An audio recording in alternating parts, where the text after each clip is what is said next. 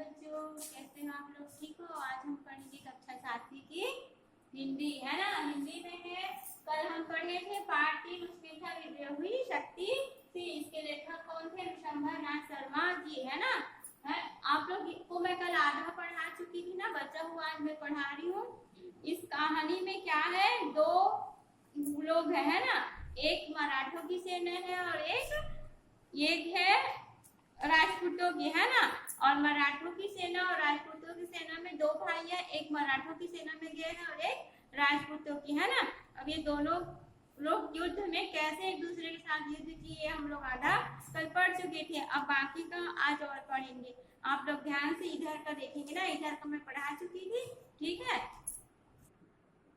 भाई पर क्रोध करके देशद्रोही बनोगे, कहते कहते उस राजपूत का बालक की आंखों से चिंगारियां निकलने लगी।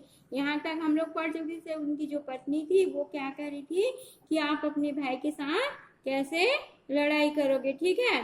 फिर शक्ति से अपराधी की तरह विचार करने लगा। जलन का उन्माद नस नस में दौड़ रहा था। प्रताप के प्राण लेकर ही छोड़ूंगा, ऐसी प्रतिज्ञा उसने की थी और नादान दिल किसी तरह न मानेगा। उसे कौन समझा सकता। शक्ति जो था बदले की भावना से उसके नस में क्या हो रहा था, खून दौड़ रहा था कि मैं कैसे अपना प्रतिशोध लूं। रणभेरी बजी, कोलाहल मचा। मुगल सैनिक मैदान में एकत्रित होने लगे। पत्ता पत्ता खड़खड़ा उठा। रण से जब रणभूमि में सब लोग गए तो क्या हो गया, कोलाहल मच गया, मतलब भीड़ हो गई, दौड़ने लगे मैदान में घोड़ों के साथ, है ना। कौन? सैनिक लोग। बिजली की भांति तलवारें चमक रही थी। उस दिन सब में उत्साह था। युद्ध के लिए भुजाएं फड़कने लगी। सब लोग की जो तलवारें थी वो चमक रही थी बिजली के समान। और युद्ध में क्या हो रहा था, भुजाएं जो थी वो फड़कने लगी। अपने अपने हाथों में तलवार लेकर वो मारने के लिए उतारू थे। शक्ति सिंह ने घोड़े के लगाम पकड़ कर कहा, आज अंतिम निर्णय है, मरूंगा या मारकर ही लौटूंगा। शक्ति सिंह जो था वह अपने घोड़े के ऊपर बैठ गया और निश्चय किया कि मैं या तो मर जाऊंगा या मारूंगा। शिविर के द्वार पर खड़ी मोहिनी अपने भविष्य की कल्पना कर रही थी। उसने बड़ी गंभीरता से कहा, ईश्वर आपको सद्बुद्धि दे, यही प्रार्थना है। देखो उनकी जो पत्नी थी वो क्या कर रही थी, भविष्य के बारे में सोच रही थी कि भगवान मेरे जो पति है उनको क्या दे, सद्बुद्धि दे, ऐसा वो प्रार्थना कर रही थी। एक महत्वपूर्ण अभियान की विध्वंस की तैयारी थी।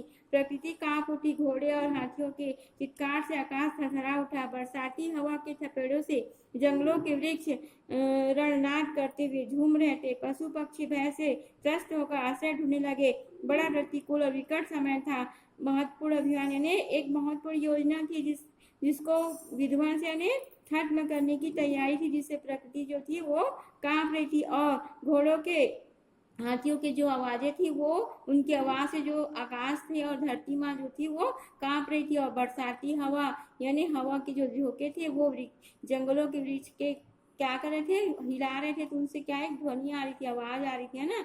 और रणयाद यानी युद्ध की आवाज। और पशु पक्षी जो थे वो भय होकर इधर उधर भाग रहे थे। और उस समय वहां का जो समय था वो बहुत ही भयानक था। उस भयानक मैदान में राजपूत सेना मोर्चाबंदी कर रही थी। हल्दी घाटी की ऊंची चोटियों पर वीर लोग धनुष चढ़ाए उन्मत्त खड़े थे। उस मैदान में यानी राजपूत की जो सेना थी वो क्या कर रही थी, युद्ध कर रही थी।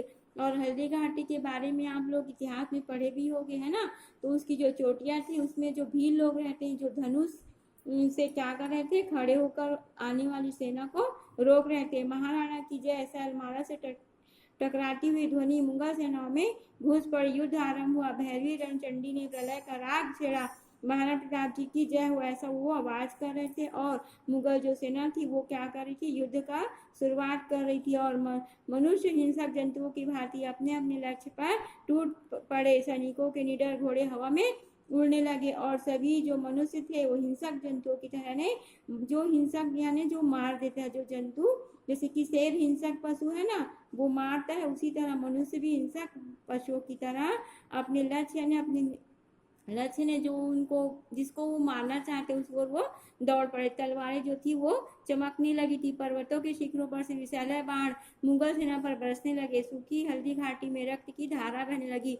शिखर जो थे, पर्वत की जो ऊपर जो चोटी थी, वहां पर क्या हो रहा था, युद्ध। और मुगल की जो सेना थी वो क्या कर रहे थे, बरसने लगे ने मुगल की सेना बाण बरसाने लगे। और जो सूखी जगह थी हल्दी घाटी, वहां पर क्या होने लगा, रक्त यानी खून की धारा जो थी बहने लगी। महाराणा आगे बढ़े, शत्रु सेना का व्यू टूटकर तितर बितर हो गया। दोनों ओर के सैनिक कट कट कर गिरने लगे। देखते देखते लाशों के ढेर बगैर दोनों जो सेना थी एक दूसरे पर टूट पड़े थे और वो एक दूसरे सैनिक को मार रहे थे। बुरे बादलों को लेकर आंधी आई। सलीम के सैनिकों को बचने का अवसर मिला। मुगलों की सेना में नया उत्साह भर गया। तोप की गोले उथल पुथल करने लगे। धाय धाय करती हुई बंदूकों से निकली हुई गोलियां दौड़ रही थी। वो जीवन कितना सस्ता हो गया है। भूरे बादलों को लेकर आंधी इतने तेज से दौड़ी कि धूल के जो बादल दिखाई दिए थे। और सलीम नाम का जो युद्ध में सैनिक था वो क्या कर रहा था, बचने का अवसर ढूंढ रहा था। और मुगलों की सेना में उत्साह भर गया था। तोप की गोले जो थे, तोप देखे हो गया आपने, जिससे कि आवाज आती है और धुआं गोली निकलती है और धाय धाय आवाज आती है बंदूकों से। और निकली हुई गोलियां जो थी वो दौड़ रही थी और लोगों को लग रहा था कि हमारा जीवन कितना सस्ता हो गया है। महाराणा शत्रु सेना में सिंह की भांति उन्मत्त होकर घूम रहे थे। जान की बाजी लगी थी। वे सब तरफ से घिरे थे। हमला पर हमला हो रहा था। राणा संकट में पड़े थे। बचना कठिन था। 7 बार घायल होने पर भी पैर रुकड़े नहीं थे। मेवाड़ का सौभाग्य इतना दुर्बल नहीं था। दोनों में क्या हो रहा था, युद्ध हो था। मुगलों की और मराठों की सेना में युद्ध जब हो रहा था तो क्या हो गया था, जो राणा था वो उस पर क्या हो गए थे, संकट आ पड़े थे। लेकिन वो कितने बार घायल हुआ था, 7 बार।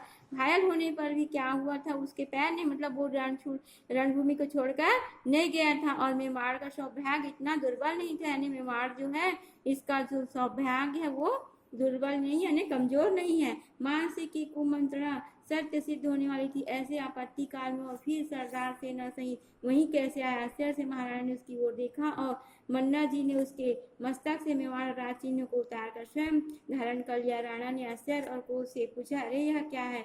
ये देखो, ये जो पाठ है वो 2 भाइयों के बीच की घटना है कि दोनों भाइयों ने बदला लेने के लिए शक्ति सिंह ने किस तरह से अपने भाई को छोड़कर विद्रोह किया, यानी अपने देश के साथ विद्रोह किया और दूसरी सेना में जाकर शामिल हो गया था। ये आप लोग पूरे पाठ जो है आप लोग पढ़ लेंगे और कुछ नहीं है, पढ़ोगे तो आपको खुद समझ में आ जाएगा कि किस तरह के भाई और भाई में युद्ध हुआ। लेकिन भाई के मन में भाई के प्रति क्या नहीं हुई, यानी वो पछताने लगा। क्या क्यों पछताने लगा, क्योंकि युद्ध में ऐसे बहुत से लोग जो मर रहे हैं, है ना, किसी के हाथ पैर कट रहे हैं और कोई जान गंवा रहा है, कितनी ही जो औरतें वो विधवा हो रही। ये सब को देखकर महाराणा जो था उसके शक्ति सिंह के मन में क्या हो गया था, पछतावा आ रहा था कि मैंने ऐसा क्या कर दिया और अपने देश के साथ क्यों विद्रोह किया। और वो पछताने लगा और अपने भाई से वो क्या किया है, माफी मांगा। लास्ट में वो अपने युद्ध के आखिरी में अपने भाई से माफी मांगा और अपने भाई की मदद के लिए वो अपने घोड़े को भी दे दिया। इस तरह से यह इस कहानी से हमें यह शिक्षा मिलती है कि हमें भाई भाई आपस में बैर नहीं होना चाहिए, आपस में मिलकर रहना चाहिए। और अपने देश, जब देश की लड़ाई की बात हो तो हमें मिलकर अपने देश की रक्षा करनी चाहिए। ठीक है, आप लोग इस पाठ को पढ़ लेंगे।